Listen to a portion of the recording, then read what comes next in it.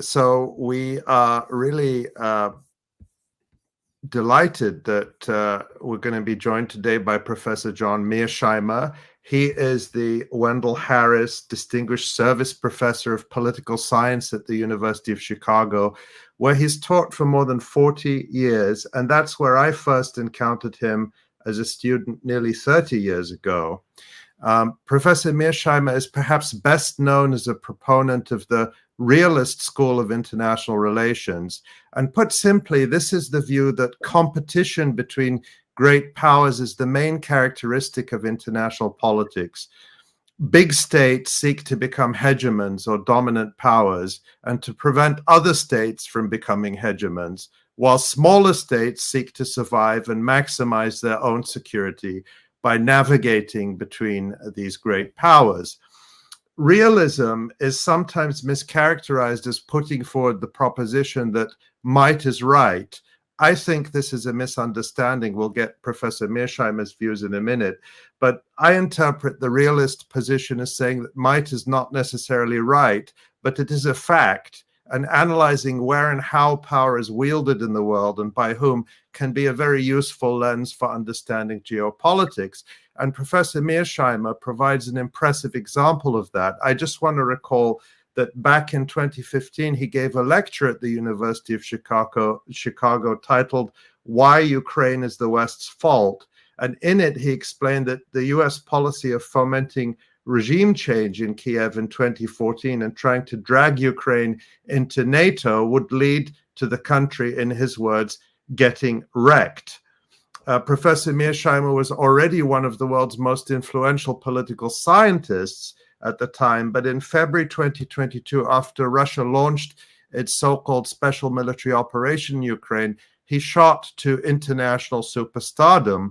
His 2015 lecture went viral on social media and on YouTube because 7 years earlier he had predicted with startling accuracy how the tragedy in Ukraine would unfold.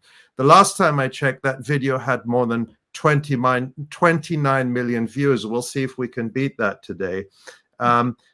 Before that, as I'm certain many viewers know, Professor Mearsheimer made himself very popular in some circles and extremely unpopular in other circles by co-authoring the 2007 book, The Israel Lobby in U.S. Foreign Policy, with his colleague Stephen Walt.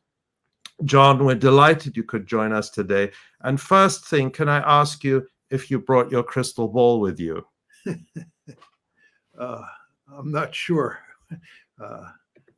I can always make an attempt to tell you what I think is going to happen, but how accurate I am is another matter. Well, let me ask you, was my description of realism accurate enough? Yeah, I thought it was an excellent description of realism. I actually liked how you talked about the minor powers navigating through the waters, you know, where the superpowers or the great powers dominate. It was very well put. Thank you. I'll let you use that free of charge. You're welcome to use that. But thank you very much. So let's start. Let's just begin with the recent decision of the International Court of Justice in the case of South Africa versus Israel. On January 26, the ICJ found that Israel had a plausible case to answer for genocide in Gaza and ordered it to immediately halt all potentially genocidal acts. The day after the ruling, you wrote, quote, "It seems clear that yesterday was a black day for Israel, as the ICJ order will leave a deep and lasting stain on its reputation."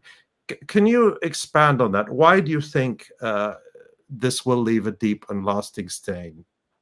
Well, the fact is that the ICJ, looking at the evidence, said there was sufficient evidence available to think that Israel was waging a genocidal campaign against the Palestinians in Gaza. I find this to be a remarkable conclusion when you take into account the fact that this is the Jewish state, and Jews, of course, were victims of one of the greatest genocides in recorded history. And that, of course, has to do with what the Nazis did between 1941 and 1945. And to think that the Jewish state is stands accused of genocide is really quite remarkable. And in this day and age, when you have an internet and you have all this alternative media, it's almost impossible for the word regarding genocide and Israel's behavior, or the words involving genocide and Israel's behavior, not to sort of spread all over the world. And all sorts of people now understand what the ICJ said in late January. And there's no way this cannot do enormous damage to Israel's reputation. And by the way, to America's reputation as well, because the United States is complicitous in this genocide. Absolutely. I mean, it's co-authoring this genocide. What do you think Israel is trying to achieve in Gaza? You know, they always say that their goal is to destroy Hamas, to eliminate Hamas, to make sure Hamas doesn't have any power or legitimacy, or to turn the people against Hamas. Is that really the goal, or is it ethnic cleansing and genocide? Well, I think the principal goal was ethnic cleansing. I think that Israel's in a situation now where, given the fact that it rejects a two-state solution and it rejects a democratic greater Israel, it's faced with two choices. One is apartheid, which of course is what you now have, or two is ethnic cleansing. And what the Israelis set out to do, in my opinion, from the get-go in Gaza, was ethnically cleanse Gaza. Now, you want to think about the whole argument that many defenders of Israel make, which is that they weren't interested in ethnic cleansing, and what they were really interested in doing was eliminating Hamas. There's no way you can eliminate Hamas unless you either kill all the Palestinians in Gaza or you ethnically cleanse Gaza. As long as the Palestinians remain in Gaza, you're going to have Hamas, or you're going to have a Hamas equivalent. Israel is never going to win a total victory against Hamas and do away with terrorist activities. It's just not going to happen. The Palestinians are going to resist. So again, you have two choices: ethnically cleanse or kill all the Palestinians. And what the Israelis were doing was waging a punishment campaign against the civilian population. The Israelis put their crosshairs on the civilian population. They didn't just simply go after Hamas. They went after the civilian population. And in my opinion, they wanted to drive them out of the Gaza Strip. They wanted another Nakba. It was very clear to me. And of course, they have been completely unsuccessful up to this point in terms of achieving that goal, thankfully, I would add. But in the end, they have killed lots of Palestinians. They have killed so many Palestinians, and they have done so many horrible things to the Palestinian people, that it is easy to reach the conclusion, as the ICJ did, that there is substantial evidence or plausible evidence that Israel is in the process of committing genocide. I mean, that's how horrible things are. So if, as you say, if, as we all clearly agree, the U.S. is the co-author of this, if, as you say, Israel is killing thousands of people and the description of genocide is very plausible, why is the United States government and the Biden administration assisting and allowing Israel to commit genocide?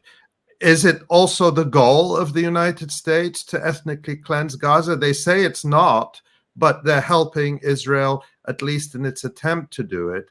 And do U.S. leaders not clearly see how damaging Israel's crimes are, not just to Palestinians, of course, but also to the influence and stature of the United States? Why is the United States going along with this brutal, horrifying insanity? Well, I think that the original reason that Biden committed the United States wholeheartedly to supporting Israel no matter what it did in Gaza was because he has a passionate attachment to Israel. A lot of presidents, a lot of policymakers, a lot of politicians say that they're deeply committed to Israel and to Israel's security, but they just say that for political purposes. I think in the case of Biden, it is true. He is, in effect, joined at the hip with Israel. And he identified with Israel after October 7th, and he committed the United States to supporting Israel from the get-go. So that's point one. Second point, and in many ways the more important point, is that the Israel lobby is a remarkably powerful institution here in the United States. It is remarkably powerful. And it is almost impossible for anybody in the White House to challenge Israeli policy, no matter what it is, when it comes to the Palestinians. If we're talking about an arms deal with Saudi Arabia, it is possible for a president to challenge the lobby, as Ronald Reagan did in the 1980s. But when it comes to the Israeli-Palestinian conflict, it's almost impossible. So what's happened here, and it's quite clear, is that as this military operation by the IDF has played itself out, the Biden administration has become incredibly uncomfortable with what's going on. It's clear that Biden wants to shut this one down, even though he has a passionate attachment, which raises the question, why can't he shut it down? And the answer is the lobby. I mean, obviously, I agree that the lobby is very powerful. We see the lobby at work in many places, particularly in universities, in terms of bullying and pressuring and harassing academics, and the way they respond to any critical media report, and the way politicians are punished. Certainly, the Israel lobby is extremely present and powerful.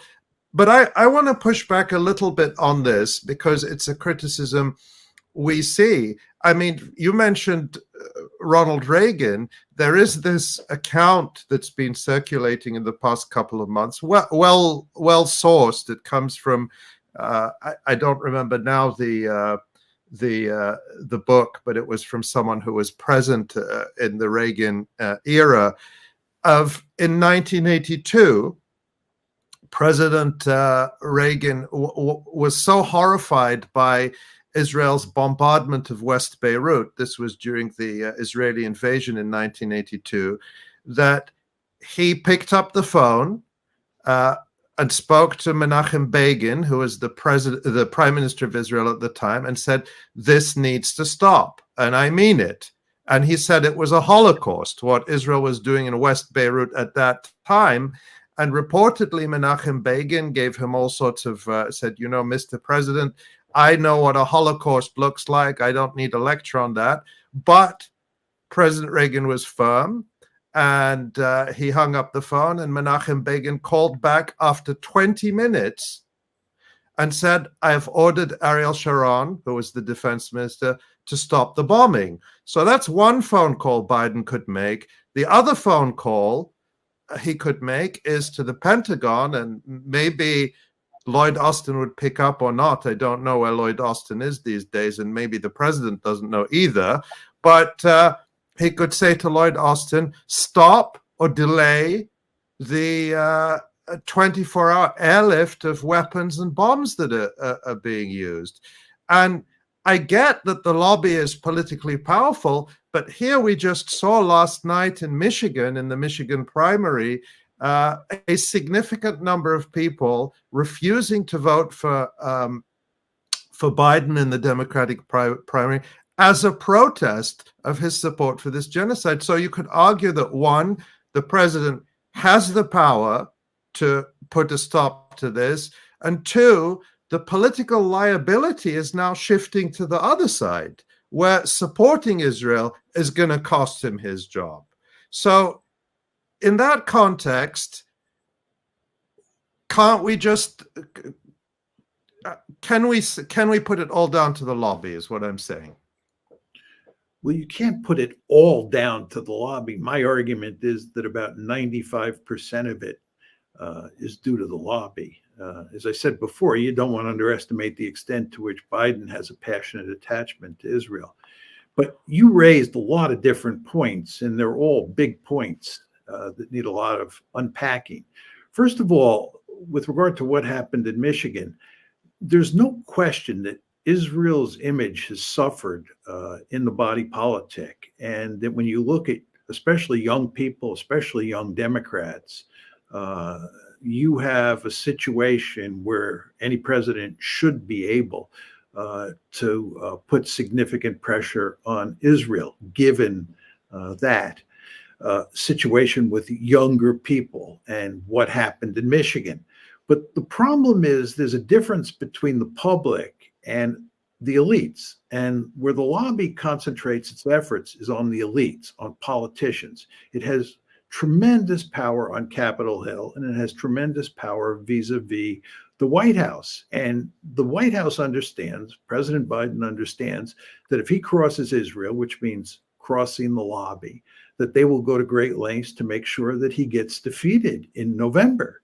And of course, given that he's up for re-election, that's the last thing in the world that he wants. So Biden is caught between a rock and a hard place. Of course, he's worried sick about the fact that all these people in Michigan are effectively voting against him. But he's also worried sick that if he gets tough on the Israelis, he'll lose the election in the fall, because they'll be perfectly willing to help elect Donald Trump, who won't get tough on Israel. So Biden is not doing anything.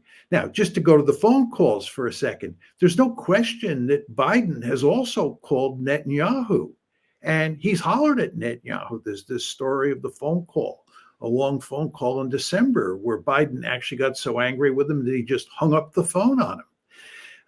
But it's not a matter of calling on the telephone, right? It's a matter of changing policy.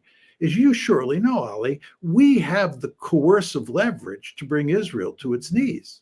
I mean, we could easily cause the Israelis to stop this genocide. There's no question about it. It's a question of policy. But Biden simply feels that he can't do that. My final point to you is it's important to understand that the lobby's power has grown since 1982. Israel's first real problem with public opinion in the United States and with the elite, with opinion in the elite, was the 1982 invasion of Lebanon. And then, of course, after that, you had the first Intifada in the late 1980s, then the breakdown of the Oslo process, then the second Intifada, and so forth and so on. And over the course of time, Israel's reputation in the United States has suffered greatly. As a result, the lobby has had to redouble its efforts to defend Israel. So the lobby that you're dealing with today is a more formidable lobby than the lobby that Ronald Reagan was dealing with, and certainly than Dwight Eisenhower was dealing with. And it is very difficult, extremely difficult for any president to take on the lobby. Well, that brings me, you answered one of the questions I had, but I guess since we're on the topic of Michigan and voting, does it actually make a difference who the president is when it comes to major foreign policy questions, and particularly Palestine? We see a lot of argument about this going backwards and forwards and saying, well, Biden is terrible, but Trump would be an even bigger disaster.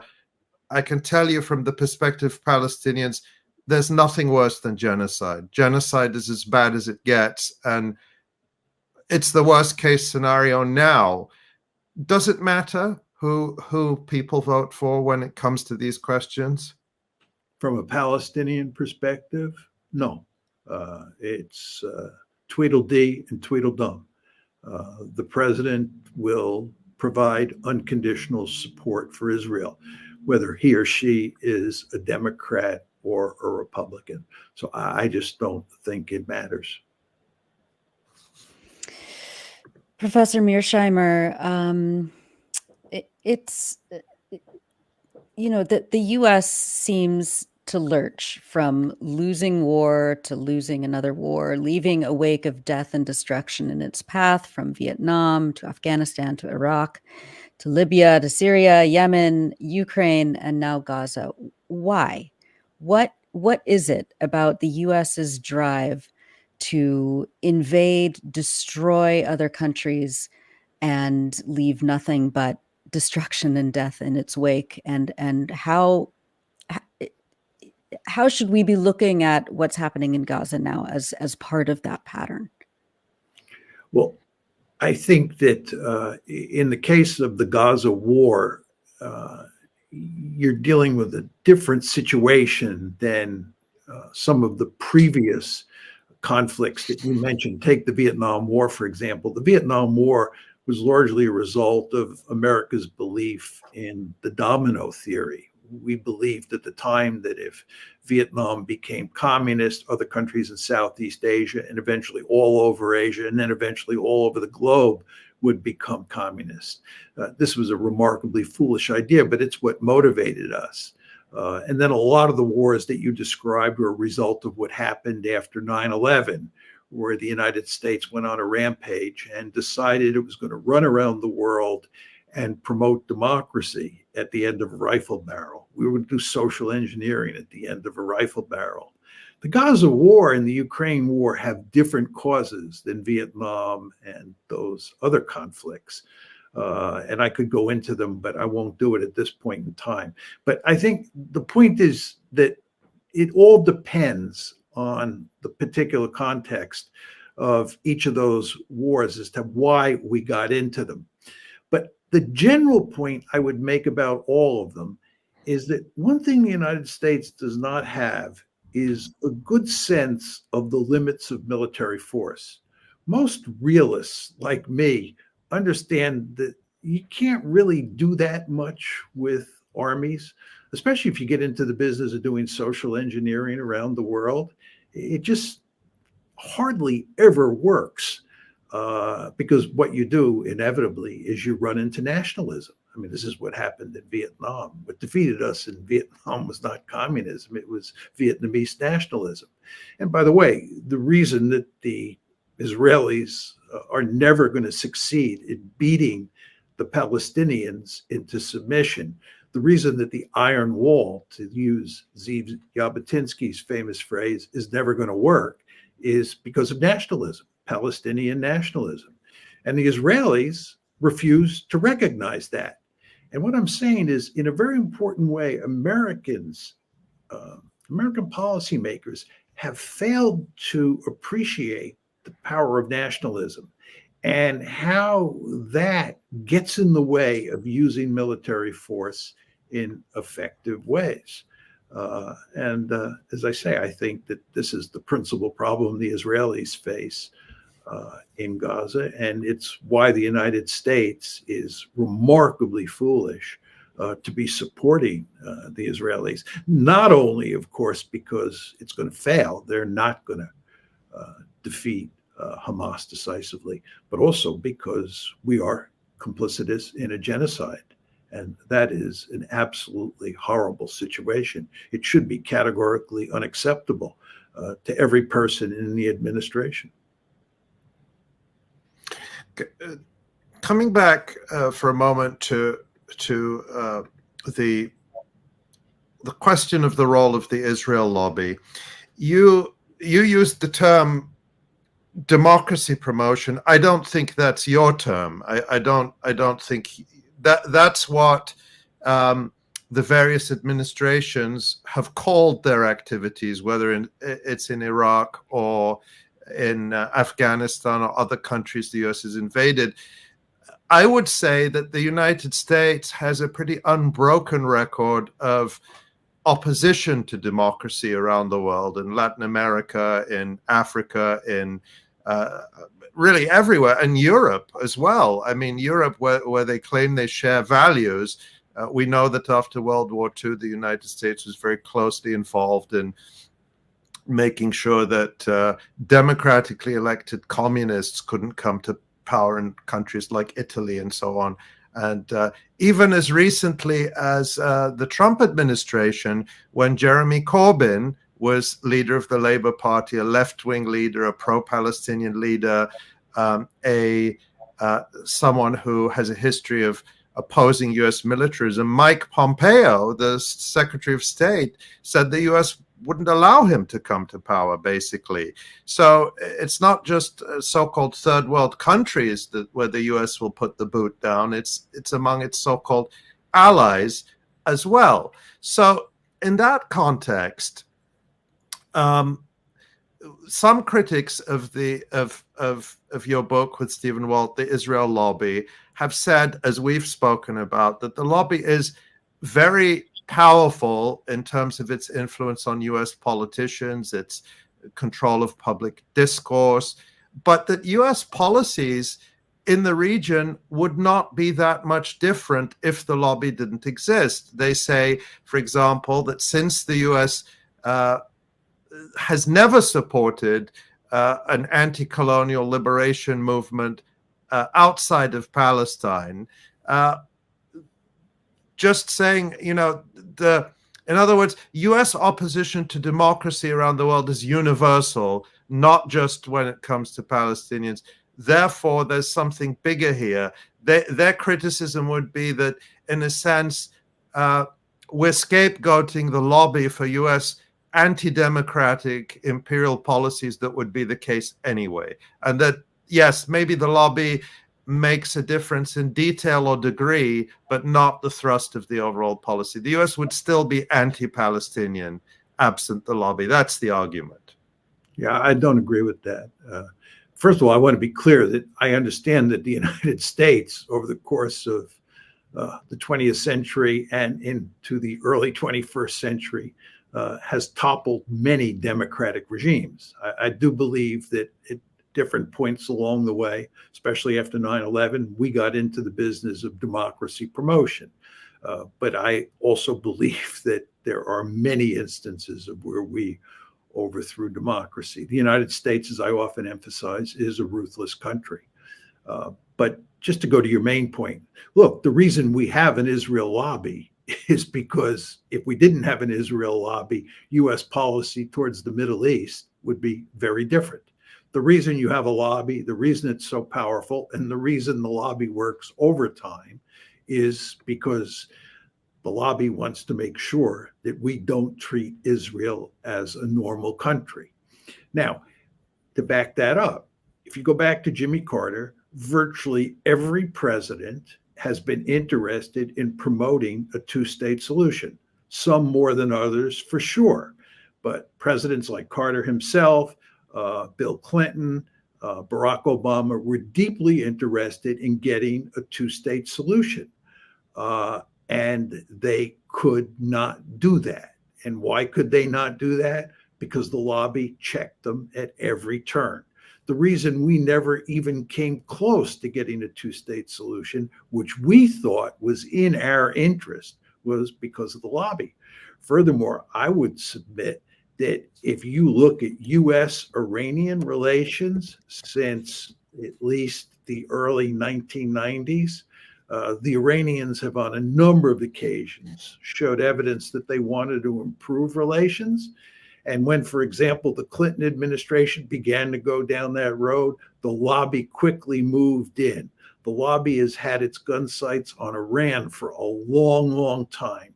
And that makes it almost impossible for us to improve our relations with Iran, which a number of presidents have wanted to do. So I would submit that if you look at American policy towards the Middle East, and then you think about what it would be if there were no lobby to put pressure on American presidents vis-a-vis the Palestinians and vis-a-vis Iran, you'd have a different American policy.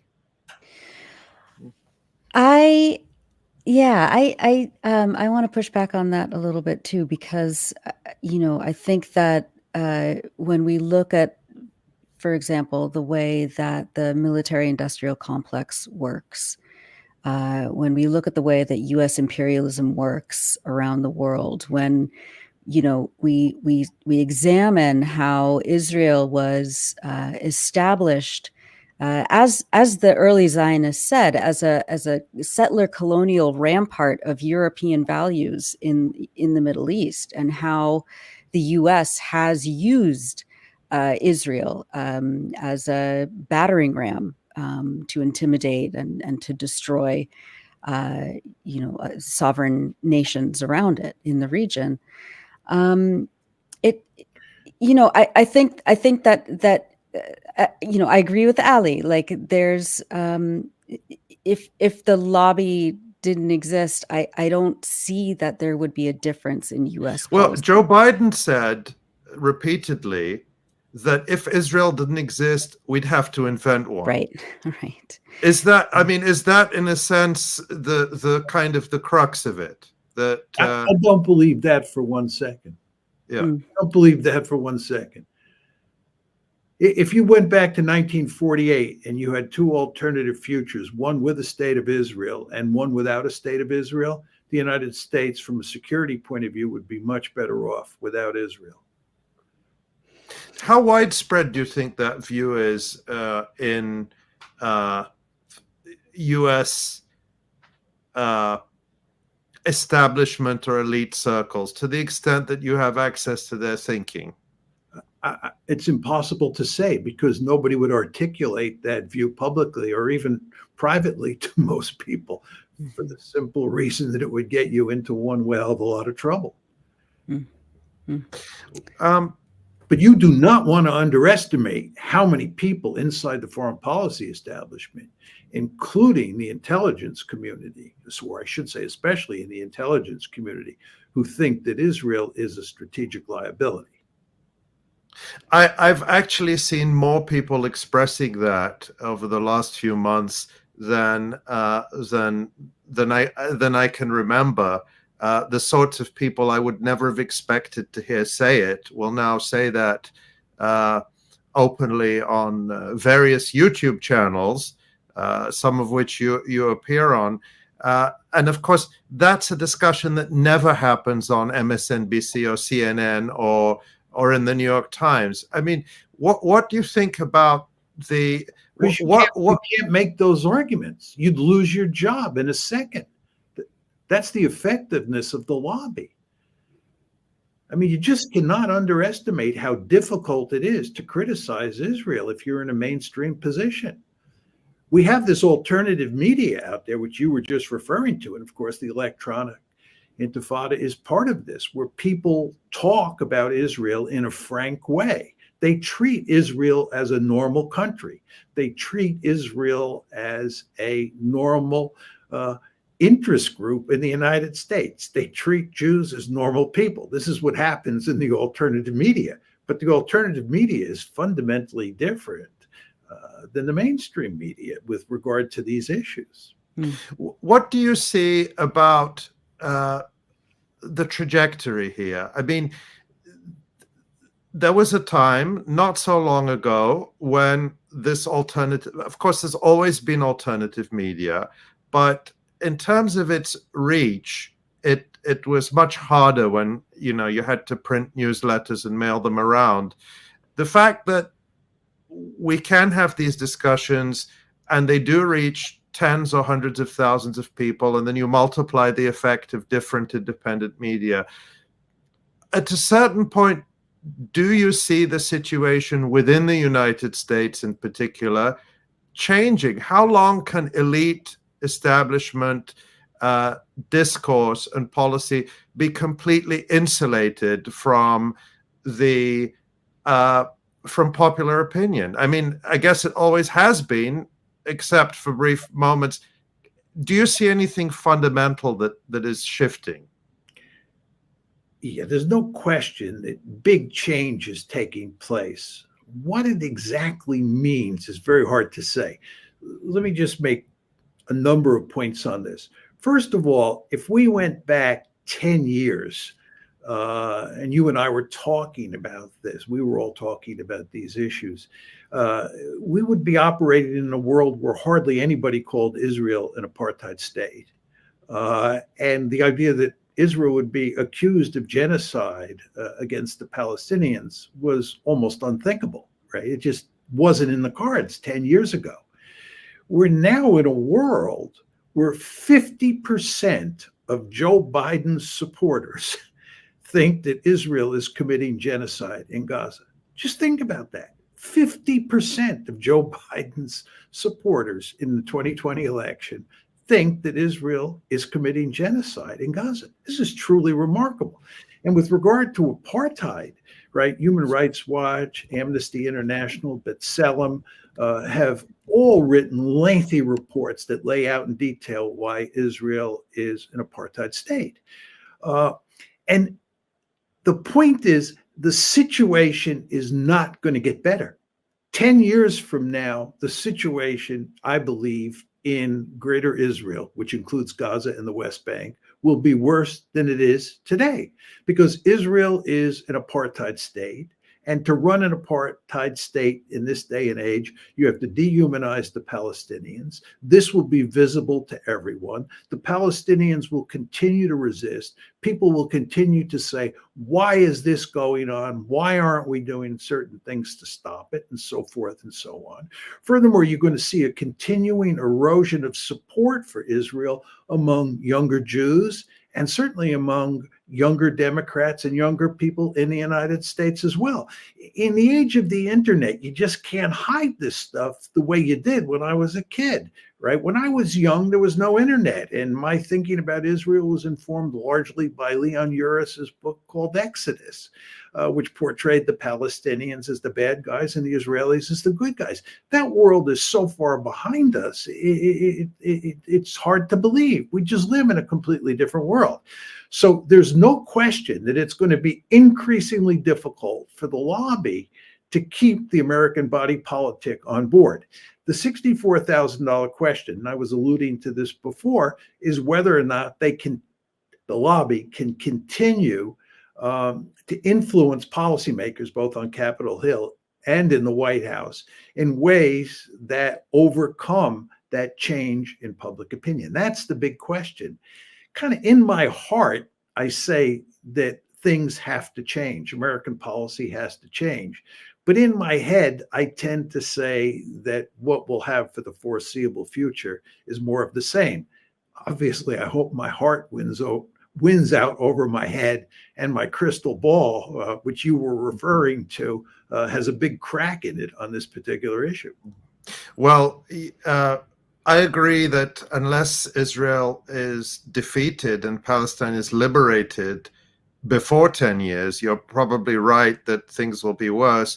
But I think that we live in a world where the possibility of liberation should not be discounted. But speaking of heart, I want to ask you another question, because again, you as a realist, and realism as a school of thought, are often accused of being heartless. You are clearly not heartless. You've written with great passion and compassion about the situation in Palestine and spoken about that today. But I want to ask you, as a realist, what role do morality and law play in international relations? What role do they play, and what role should they play?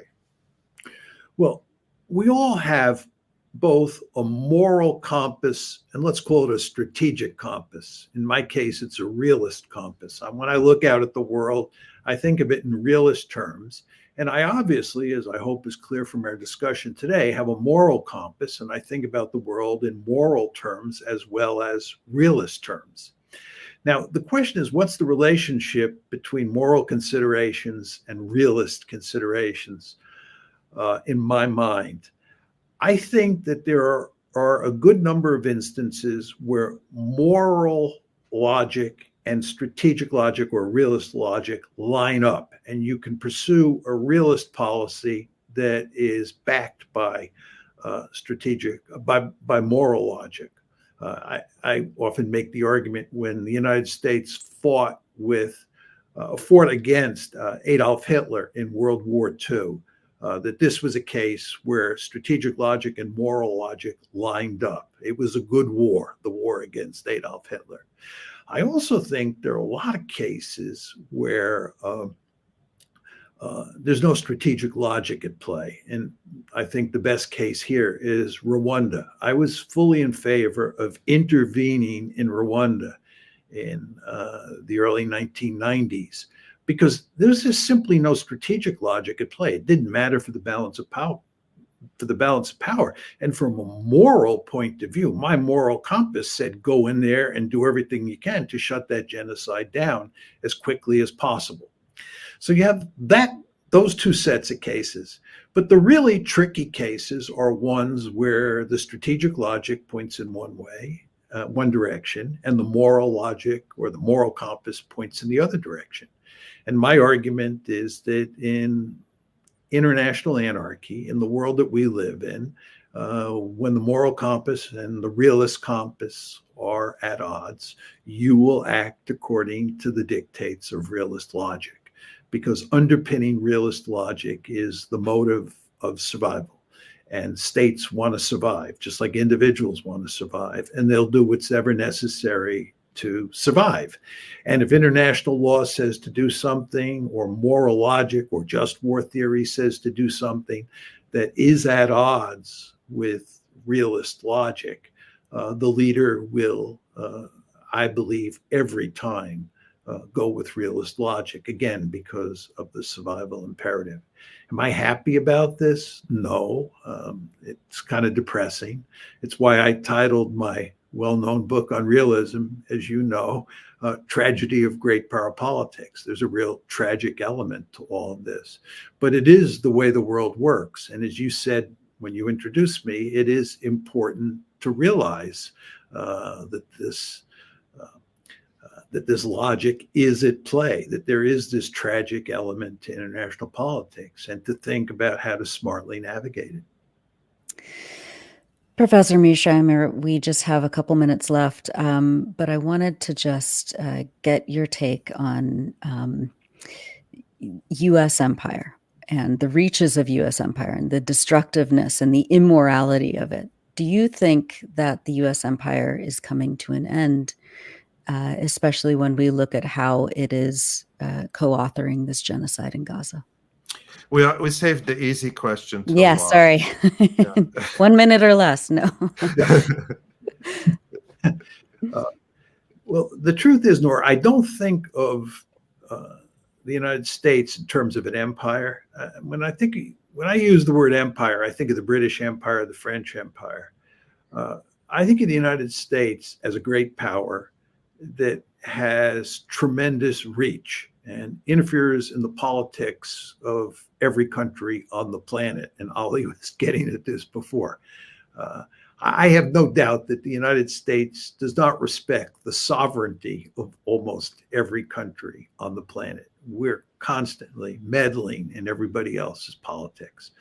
But what matters most for me in terms of thinking about the world is the constellation of great powers.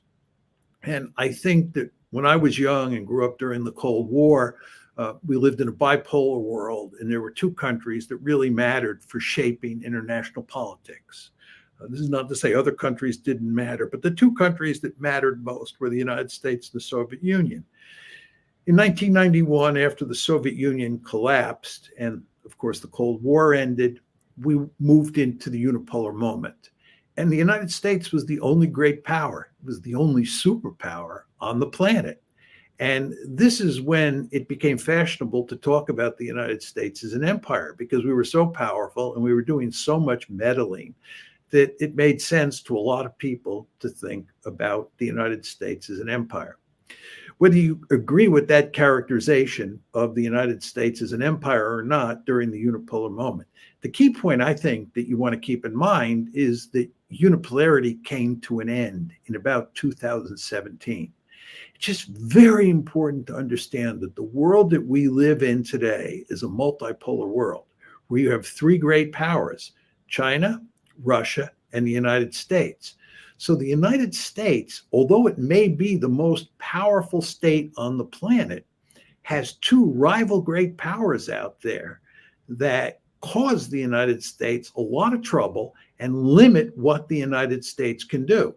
China, indeed, is a peer competitor. It's not as powerful as the United States, but it's not that far away, and it's growing both economically and militarily. And with regard to Russia, what happened when Putin came to power in 2000 is that over the course of the next roughly 24 years, what he did was he brought the Russians back from the dead. Russia is once again a great power. And as it's demonstrating in Ukraine, it is in a position where it can thwart the West, which is another way of saying it can thwart the United States and cause us all sorts of problems. And of course, the Chinese can cause us all sorts of problems. So our power is much more limited today than it was during the unipolar moment. And it's not the end of empire, right? The United States, in my opinion, was never really an empire, but one could argue that that's a definitional issue. But it is certainly a world in which the United States' maneuver room is much less. And we have to be much more careful maneuvering through these troubled waters.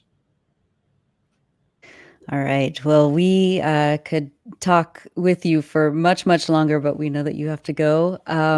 Professor John Mearsheimer, you're the Wendell Harris Distinguished Service Professor of Political Science at the University of Chicago, the author of many books. Thank you so much for spending time with us today on the Electronic. Thank you. And I'll just add my thanks and say that I'm always fascinated listening to you. I learn a lot from listening to your many lectures and interviews on YouTube, and it's really a pleasure to have you on. I hope we can have you back soon. And thank you for making time for us. Yes, thank you, Nora. Thank you, Ollie. I enjoyed it much, and I do look forward to coming back again and continuing the conversation, because I'm convinced that I did not convince you that all my views are I'll say you convinced me, and I'll reveal a little secret here, that we correspond from time to time, and you have utterly convinced me in terms of Ukraine and in terms of a lot of other things. I don't always agree with you on every point, and but I always enjoy a good discussion and debate, and I always learn from you, and that's the best we can hope for from these conversations, I think. The feeling is mutual. Thank you. Thank you so much. You're welcome, Nora. Have a good day. Thanks. Thank you. You too. Thanks for watching this video. Please subscribe to our YouTube channel, hit like, leave a comment. These engagements help us with the YouTube algorithm, and it helps us to get around Silicon Valley censorship as much as possible. It does make a difference. You can also support our journalism by going to electronicintifada.net and clicking on Donate Now. Thank you.